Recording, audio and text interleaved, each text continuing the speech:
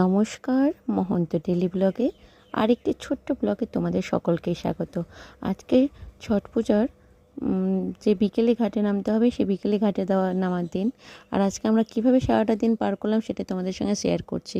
আর ওইদিকে দিদি ঘুমিয়ে যাচ্ছিলো, যেহেতু সারা রাত জেগে ঠেকুয়া ভাজাভাজি করেছে। আর ওই হচ্ছে মেন উপাসী, কেননা ওকে ডন্ডি কাটার ওর আছে, মানত আছে, ওই জন্য ঘুমিয়ে নিচ্ছিলো। ওকে মেহেন্দি পরে দিচ্ছিলো। আর এদিকে হচ্ছে মেহেন্দি পরে নিল, আর এদিকে নাতনিগুলো স্নান করে এলো, ওদেরকে গা হাত মুছিয়ে দিয়ে আমি ঢুকে পড়েছিলাম স্নান করে ঠাকুর ঘরে। এগুলো সমস্ত যেহেতু সাজাতে অনেকটাই সময় লাগে কুলাটা, তাই জন্য কুলাটাও সাজিয়ে নিচ্ছিলাম। আমি আছি, মান্তুদি আছে, আর আমার দিদি আছে। ও ঘুম থেকে উঠে স্নান করে হয়েও এসে ঢুকে পড়েছে, কারণ এগুলো সামলাতে অনেকটাই সময় লাগে, নাহলে হয়ে ওঠে না। আর যেহেতু এগুলো একদম নিখুঁতভাবে করতে হয়, এই কুলা সাজানোতে কোনো ভুল যেন না হয়, কোনো কিছু যেন ছাড়া না পড়ে। এটাতে মানে এমনভাবে সাজাতে হয় যেন কোনো খুঁত না ধরা পড়ে, সেই জন্যই সময় দিয়ে গোছাতে হয় এই কুলাগুলো। তাই আমি দিদি মান্তুদি মিলে এই কুলাগুলো সাজিয়ে নিচ্ছিলাম। আর সবাই একবার করে চেক করে নিচ্ছিলাম যে কোথাও কিছু ছাড়া পড়ছে কিনা। যেটা দিচ্ছিলাম একসঙ্গে প্রত্যেকটা কুলাতেই দিচ্ছিলাম। আর এদিকে এটাকে লাল কাপড় বলে, শালুক টাইপের। এটা নারকেলে আর এই যে বাতাবি লেবু ওর উপরে দিয়ে দিতে হয়। আর এদিকে আমাদের বিকেলবেলায় দেখো বেরোনোর সময় হয়ে গেছে। মা এদিকে ঠাকুর ঘরে একটু পুজো দিয়ে নিয়ে এদিকে তোমার ধুনুচি ধরিয়ে নিচে, যে সবাই প্রণাম করে তারপরে বের করতে হবে। আর এখানে নতুন কাপড় দিয়ে ঢাকা হয়েছে, দিয়ে কাপড়টা আবার রেখে দিয়েই যেতে হবে, কেননা নতুন কাপড় নিয়ে যাবে না ঘাটে। যদিও বা ধুতিগুলো নতুন, ওগুলো দিয়ে ঢেকে নেওয়া হয়েছে ডালিগুলো। আর মা দেখো প্রদীপ ধরিয়ে নিচ্ছে, ধুনুচি ধরিয়ে নিচ্ছে, সব কমপ্লিট করে নিয়ে এবার আমরা সবাই বেরিয়ে পড়বো। সবাই রেডি, দেখো সবাই বেরোনোর জন্য রেডি। সবাই আমাদের ডালা প্রণাম করে নিচ্ছে, দিদির ছেলে এটা ওও প্রণাম করে নিচ্ছে, আমরা সবাই প্রণাম করে নিলাম। এবার ডালাগুলো বেরিয়ে পড়বে, ভ্যানে করে নিয়ে যাওয়া হবে ঘাটে, তার জন্য।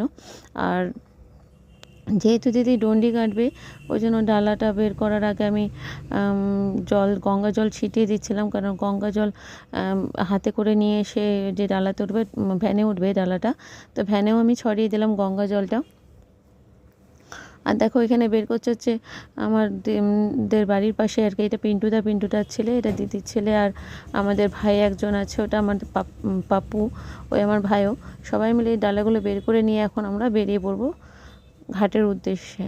আর এদিকে আজকে যেহেতু তোমাদেরকে প্রথমেই বললাম দিদির আজকে ডন্ডি কাটার আছে, তো ডন্ডি কাটার আগে যেহেতু গঙ্গা জল ছড়িয়ে দিতে হয়, আর যখন ডন্ডি কাটে তখন সেটা হচ্ছে গামছা দিয়ে মাথা থেকে পা পর্যন্ত ওটা টেনে নামিয়ে দিতে হয়, সেই জন্য ওটা আমিই করবো।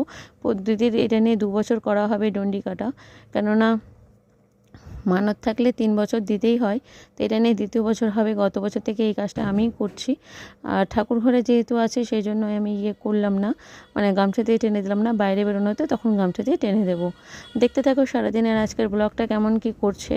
আর দেখো আমার দিদির এতটুকু বলে কষ্ট হয়নি। ওকে যখন জিজ্ঞেস করলাম দিদি কষ্ট হচ্ছে কেন, দিদি বলছে কিছুই বুঝতে পারলাম না যে কীভাবে আমি ঘাট পর্যন্ত চলে গেলাম। কিন্তু মিথ্যে কথা বলবো না, যেহেতু এটা এভাবে ডন্ডি কেটে আমাদের ঘাটটা অনেক দূর, অত দূর যাওয়া তো সম্ভব নয়। তাই ঘরের ঠাকুর ঘর থেকে শুরু করে 3 মাথা মোড়ে দিদি ছেড়ে দেবে, আর তারপরে আবার 3 মাথা মোড় থেকে ঘাটে গিয়ে নামবে। তো যেটা সুবিধা হবে সেভাবেই করা হবে। তো এখান থেকে কিছুটা যাবে এভাবেই ঘাটে, দেখা যাক কতটা যেতে পারছে। চলো তোমাদেরকে বাকিটা আরও দেখাচ্ছি।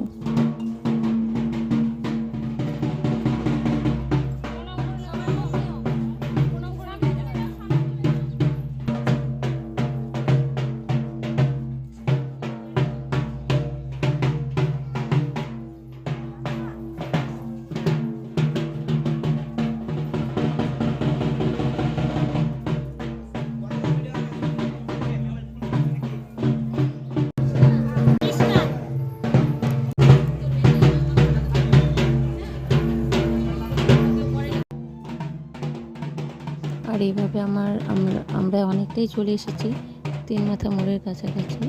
কিন্তু আমার দিদি যেহেতু একটু পাই টু পাই একদম ডন্ডি কাটার করছে, যেখানে দাগ দিচ্ছে সেখানে এসে দাঁড়িয়ে আবার বাকিটা করছে। কিন্তু অনেককে আমি খেয়াল করলাম যেখানে দাগ দিচ্ছে, যে আমার এত দূর মাপ দিচ্ছে, মাপ দেওয়ার পরে আরও কিছুটা এগিয়ে গিয়ে আবার ডন্ডিটা কাটছে। কিন্তু আমার দিদি সেটা করছে না দেখে আমাদের অনেকটা সময় লেগেছে, কিন্তু ওটা করা উচিত নয়। যাই হোক, ঠাকুরকে ফাঁকি দিয়ে তো কোনো লাভ নেই, সেই জন্য আমার দিদি বলছে আমার যেটুকু মাপ আমি যতটুকু পারবো কষ্ট করব, যখন পারবো না 3 মাথা মোড়ে গিয়ে আমি ভগবানের নাম করে ছেড়ে দেবো, দিয়ে আবার নতুন করে 3 মাথা মোড় থেকে ধরবো। তো দিদি আবার একটা নিয়ম আছে, যখন এই দণ্ডিটা কাটবে তখন কথা বলতে হয় না, কোনো কথা বলতে হয় না, মুখ বন্ধ করেই মানে মৌনভাবেই একদম এই দণ্ডিটা কাটতে হয়। আর দেখো সবাই আছে এখানে আমরা, আর এই সামনে এসে একটা 3 মাথা মোড় পড়বে, এখানে আমার দিদি এই দণ্ডি কাটাটা সমাপ্ত করে আবার ওই ঘাটের ওই মাথা থেকে তোমাদেরকে দেখাবো, ঘাটের ওই জায়গাটা থেকে আবার ধরবে। তো চলো দেখতে থাকো। আর এই দেখো 3 মাথা মোড়, এই জায়গাটাতে এসে একবার সোজাসুজি এসে সূর্য ঠাকুরকে প্রণাম করে আমার দিদি এখানে দণ্ডি কাটাটা সমাপ্ত রেখে আবার ওইদিকে গিয়ে ধরবে। হ্যাঁ, এখানেই শেষ করলাম আমরা আজকে, মানে এখনকার মতন দণ্ডি কেটে নিয়ে আমার দিদি আর এখান থেকে পুরোটা যাবে না।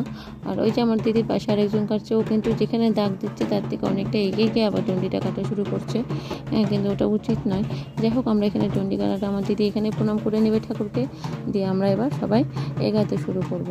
চলো এবার হেঁটেই যেতে হবে, যেহেতু ঘাটটা অনেকটাই রাস্তা, তাও তোমাদের সঙ্গে যতটা পারি শেয়ার করব।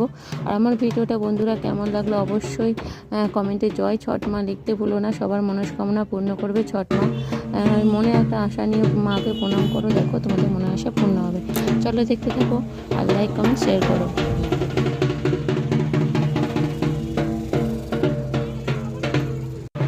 আর চলে আমাদের ডালার যে ভ্যানটা আগে আছে, আর পিছনে মান্তুতি লাল শাড়ি পরে, মা, দিদি, শেফালিদি সবাই আমার পিছনে। তো চলো, মা আবার কিছু না একটা বললো।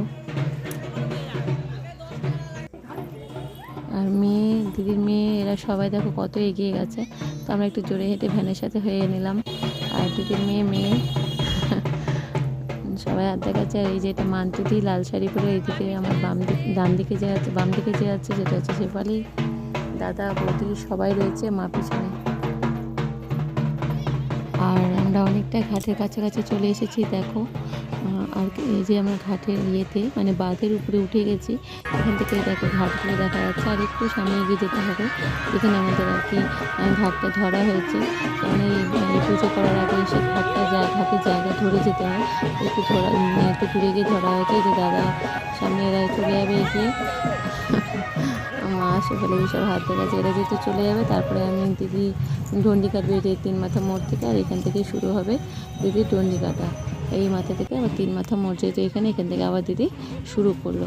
একদম ঘাটে জল টাচ করা পর্যন্ত দিদি এইভাবেই যাবে।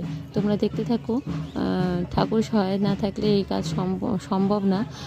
দেখো এই যে ঢালুটা উপর থেকে যে নিচে ঘাটের ঢালুটা তোমরা খেয়াল করতেই পারছো, কতটা ঢালু রয়েছে, অবশ্যই একটু হলেও আন্দাজ করতে পারছো। এই যে ঢালুটা নামবে সেটাও একটা মায়ের মহিমা ছাড়া সম্ভবই না। তোমরা দেখতে থাকো কীভাবে দিদি নামছে, তোমাদের সম্পূর্ণটা আমি দেখানোর জন্য ভিডিও করেছি। তোমরা সম্পূর্ণটা দেখো এবং আমার ভিডিওটা কেমন লাগে অবশ্যই কমেন্ট করে জানিও।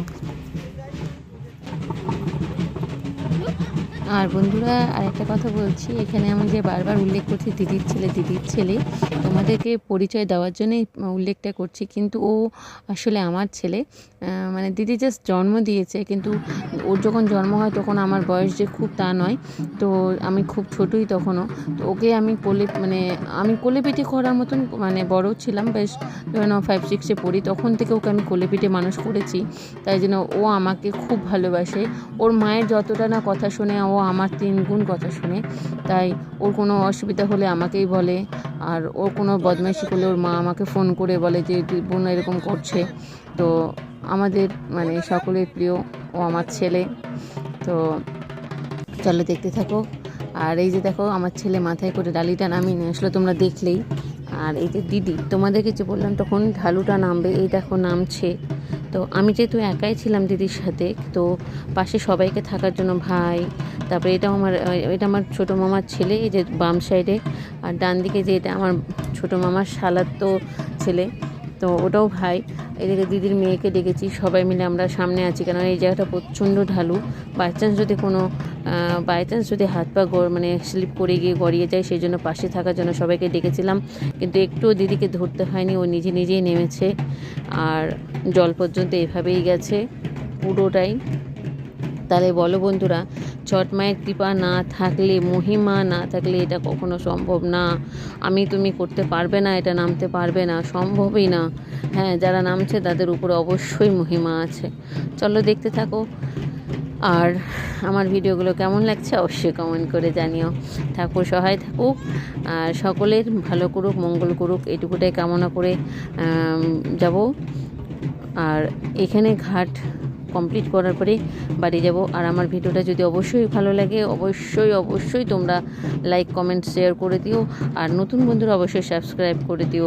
আর ঘাট থেকে দেখো, এইটা হচ্ছে এসপি সাহেবের প্যান্ডেল করেছেন, ওনার পাশে একজন আছে, তার পাশে আমরা আছি।